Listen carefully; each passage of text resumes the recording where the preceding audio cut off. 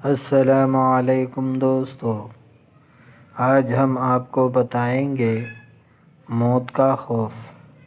حکایت ہے کہ بعض حائفین میں سے ایک شخص نے اپنے کسی بھائی کو وصیت کی کہ جب میں مرنے لگوں میرے سرہانے بیٹھنا، اگر دیکھنا میرا خاتمہ توحید پر ہو تو تمام میرا مال لے کر اس کو بادام اور شکر خرید کر شہر کے لڑکوں کو تقسیم کرنا، اور کہنا کہ ایک شخص قید میں سے چھوٹا ہے، اس کی شیرنی ہے، اور اگر میرے خاتمہ توحید پر نہ ہو تو لوگوں کو خبر کر دینا کہ یہ شخص توحید پر نہیں مرا۔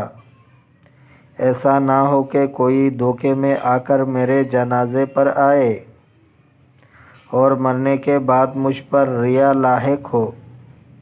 اگر تم سب سے کہہ دو گے تو جس کا دل چاہے گا آئے گا، ریا کے باعث کوئی نہ آئے گا۔ ان کے بھائی نے پوچھا کہ میں کیسے جانوں کہ آپ کا خاتمہ توحید پر ہوا یا نہیں؟ انہوں نے کچھ علامت بتا دی کہ توحید کی پہچان یہ ہوگی۔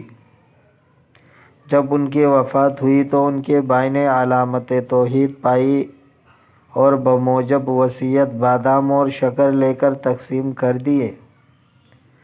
حضرت ابو یزید بسطامی رحمۃ اللہ علیہ فرماتے ہیں کہ جب میں مسجد کو جاتا ہوں تو یہ معلوم ہوتا ہے کہ گویا میری کمر میں زنار ہے۔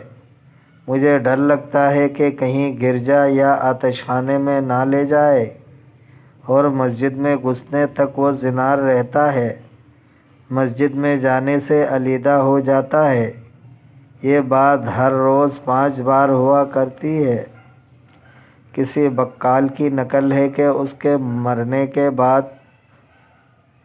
کے وقت کلمہ شہادت لوگ سکھلانے لگے تو وہ 4-5 مرتبہ کہنے لگا، اس لیے کہ موت سے پہلے بہت دنوں حساب میں مصروف تھا۔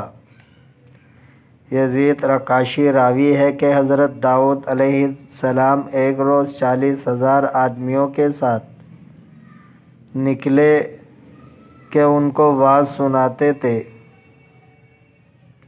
اور ڈراتے تھے۔ ان میں سے 30,000 مر گیا اور 10,000 آپ کے ساتھ واپس آئے، اور آپ کی 2 لونڈیاں تھیں، ان کو یہ کام سپرد تھا کہ جب آپ پر خوف آتا اور گر کر تڑپتے تو وہ دونوں سینے اور پاؤں پر بیٹھ جائے کہ کہیں جوڑ علیحدہ ہو کر مر نہ جائے۔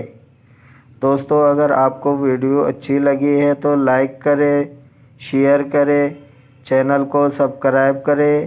اپنا بہت سارا خیال رکھیے گا۔ ملتے ہیں اگلے ویڈیو